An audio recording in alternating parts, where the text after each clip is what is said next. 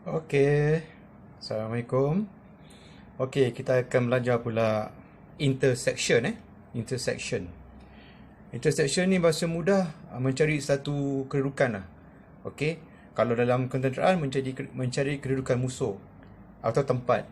Okey, tapi dalam awam mencari satu kedudukan, ataupun kalau dalam kita gunakan dalam istilah menyelamat, mencari orang hilang, kita boleh mencari kedudukan orang hilang. Okay, alright. Sekarang saya akan video ke intersection ni berkenaan dengan mencari orang hilang. Cara menggunakan intersection tu. Okay, sekarang ni dia terbagi pada 3 grup. Okay, orang yang mencari lah, iaitu A, B dan C. Okay, orang hilang dianggarkan di kawasan sini. Okey, kawasan sini. Alright. Kemudian dia memberi SAR. Memberi maksudnya memberi SOS. Bukan SAR. Memberi simbol SOS iaitu asap. Okey. Pasukan pencari A, B dan C nampak. Nampak.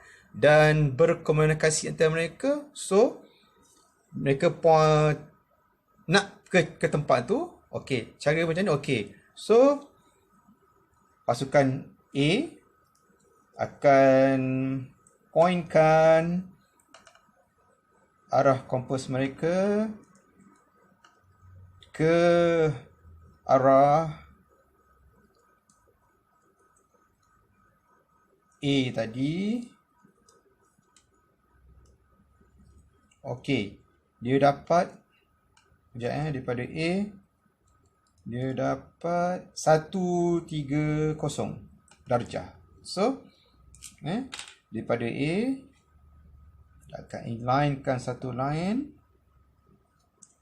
130 darjah.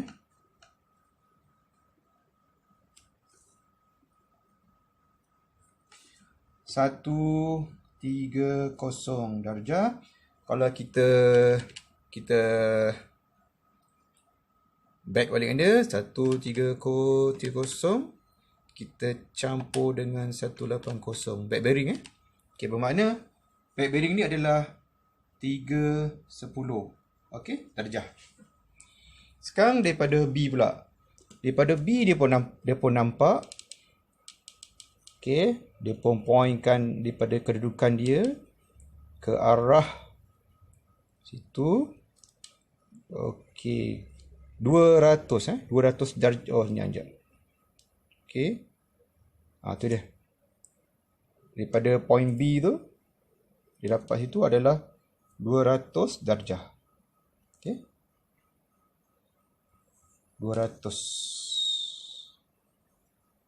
Okey, 200 darjah. Backbering 200 tolak 180, 20 darjah.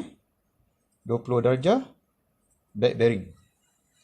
Okay, so daripada C, daripada C pun buat benda yang sama juga. Dia akan fokuskan ke tanda ke arah asap tadi tu. Okay,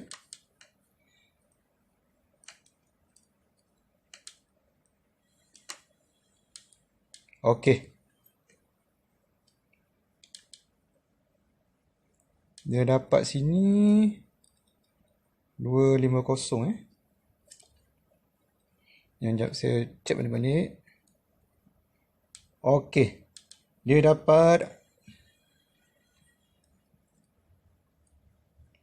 250. Okey, kita noteskan 250 daripada C. Okey, 250.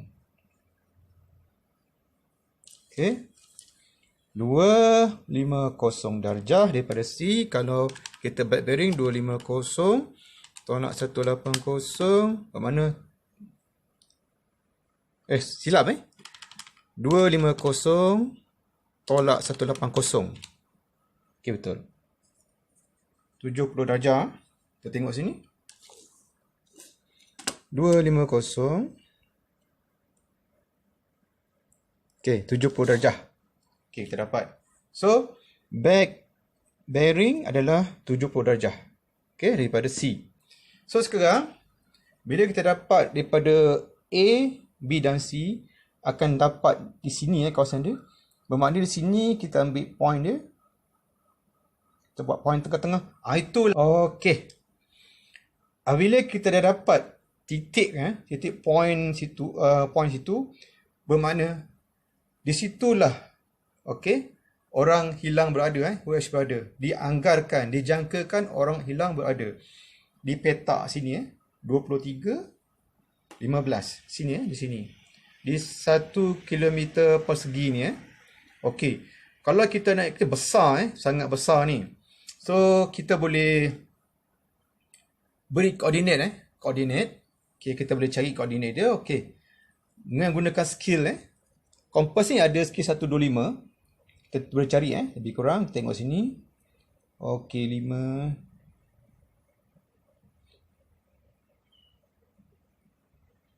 567. Okey. 7 di sini 2. Okey. So 2 3 2 1 5 7. Itulah koordinat dia. Okey. So senang untuk mencari Kita kena ingat satu peta ni adalah 1 kilometer. 1 kilometer. Bermakna kita kita biasanya akan buat line pecah kepada 10. Okey. 10. Okey. Satu kotak ni bersamaan dengan 100 meter. So untuk mencari mangsa ni, kita radius dia lebih kurang 100 meter untuk cari dia. Okey. Harap apa yang sejelas di sini faham yang berringkas. Seberingkas. Kalau nak lebih detail tu masuk khusus Okey. Sekian daripada saya, Sam, Rujuk Adventure, LORAS.